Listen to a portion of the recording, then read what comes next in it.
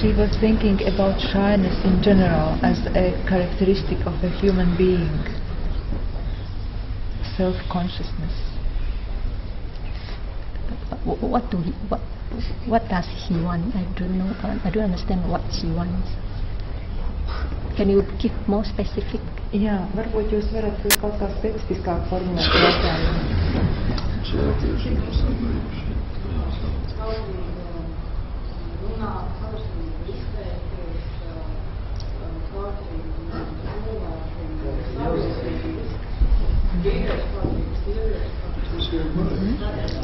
So she means that shyness prevents, for example, her to speak, to act when she wants to act, or sometimes shyness prevents to develop a relationship with opposite sex. It's good. If you're shy to act badly, this is very good. This called we have the hiri otapa.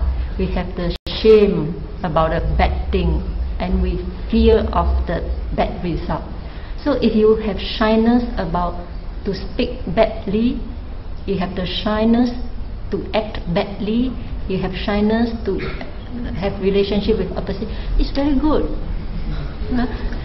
Kautrība ir ļoti laba, jo kautrība var pasargāt no tā, ka mēs runājam ļaunu, sliktu. Kautrība var pasargāt no tā, ka mēs rīkojamies ļauni vai slikti. Un kautrība veidot seksuālās attiecības arī mūs var pasargāt, tādēļ kautrība ir laba. It means that you have cultivated in your past life.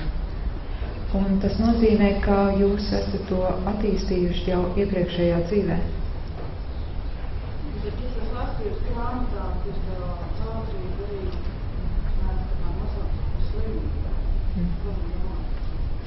But she has read in a book that shyness is described as an illness. Illness? No. What I say, if shyness about the bad things, it's called hiri otapa. It's a very good quality. Shyness about bad things and there's shyness about good things. So there's a big difference. There is shyness about good things, is positive. Shyness about bad things is sure logical. Tātad skolotāji uzsver, ka kautrība, kura attur no sliktām lietām, protams, ir vērtīga. This shyness about the bad things, in Buddha's term we call hiri otapa. It's a guardian of the world. It protects the world. Un kautrība nerīkoties slikt, kas attur no sliktas rīcības, ir Budas mācībā aprakstīta kā tāda, kas pasargā pasauli. Piemēram, 80% zāles ir jautājums So she asks about shyness to do good things. For example, if the 80% of the participants in the hall are shy to ask a question. I think it's because your culture. It's your culture. It's not so important. It's your culture. But if America, everybody raise the hand, want to ask question because it's their culture. Es domāju, ka tas ir saistīts ar jūsu kultūru.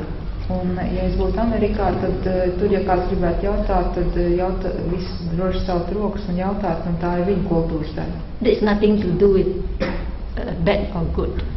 Un tam nav nekāda sakara ar slikts vai labs. But you don't feel bad. Asian people are all shy to ask questions. Asian people, when I give talk in Asia, most of people don't ask questions. Un Āzijā arī cilvēki kautreiz uzdot jautājumus. Kad es runāju Āzijā, tad parasti neviens neuzdod jautājumus.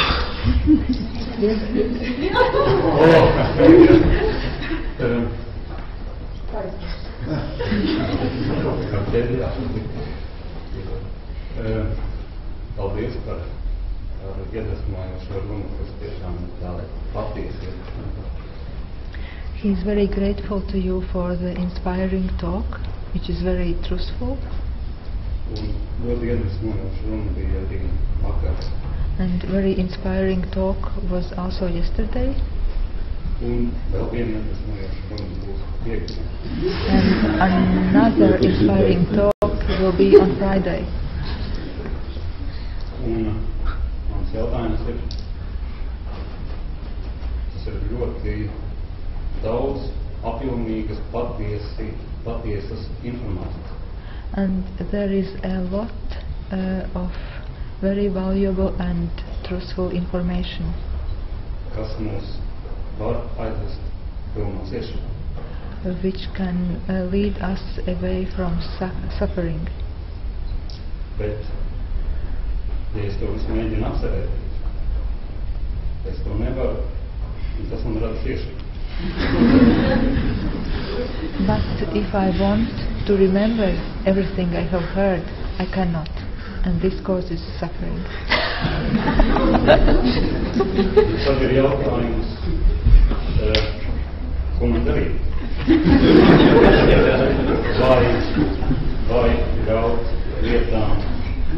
Vai ļaut lietām atnākt un aiziet, vai pielikt piepūli un mēģināt tās tomēr noturēt, jo tās var arī kā mums atbrīvot no ciešanas. And the question is, what should I do? Should I let the things come and go, or should I try to... What thing comes and go? Lietām nākt un aiziet un domāt, ko... Es domāju, šāda informācija, kas tiešām par patiesi. That is information coming and going, yes, that they cannot remember all, so they keep it himself. Vai viņus mēģināt saturēt, ja es viņus mēģinu saturēt, es viņus nevaru ar prātu saturēt, viņus aiziet, un tas rada ciešanu. So he cannot keep all this information, and it comes and goes, and what should he do? Because he cannot hold everything, and it creates suffering. Šajā sakarā jautājums, vai ļaut lietām atnākt un aiziet, vai tomēr pielikt piepūli un mēģināt kaut ko saturēt? Ja tu saki lietas, vai tu domā informāciju? Jā, es domāju, informāciju. And what should I do? Should I try allow this information come and also some of it go, or should I try to hold it? Of course, you should try to hold it. Protams, ka ir jācenšas Good thing you atcerēties un paturēt. No, it's a natural that you cannot remember all, because I give you many things. Because I'm also want to share with you so many things. Actually, I give you so many things, and I give you the essence of the Dharma. The clinging, craving is the truth of, is the origin of the suffering. So if you can remember 10%, 20%, 30%, you keep it in mind and always contemplate it. And if possible, you should produce the CD and listen it repeatedly. Then it can go into your consciousness. Then it's very helpful for you. You should not let it go. Un tas ir dabiski, ka jūs nevarat atcerēties visu. Un ir svarīgi atcerēties tik, cik jūs varat. Tie var būt 10%, 20% vai 30%. Un tad ir ļoti labi, ja jūs varat iegūt šīs runas ierakstu un klausīties to, lai pēc iespējas vairāk jūs zinātu un atcerētos. The teaching of the Buddha is not easy to hurt, to hear. Un Buddhas mācība nav vienkārši un viegli dzirdēt. I think you all believed it in Latvia. How many times we have chance to listen the teaching of the Buddha? Es domāju, ka jūs tam ticat, un cik daudz reižu jau daudz no jums nav dzirdējuši Buddhas mācību. Jautājums ir, ja es tev Buddhas mācību paņemu tādos, ja tas būtu ierakstīts diskos, cik reizes man būtu tā jānopaukt. Apskaidrot? Jā.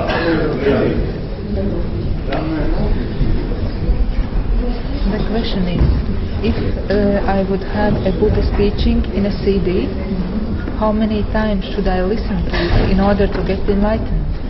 In order to get enlightened. Enlightened come from two ways. One from hearing, one from put it into practical meditation. So after hearing, truly understand, then you meditate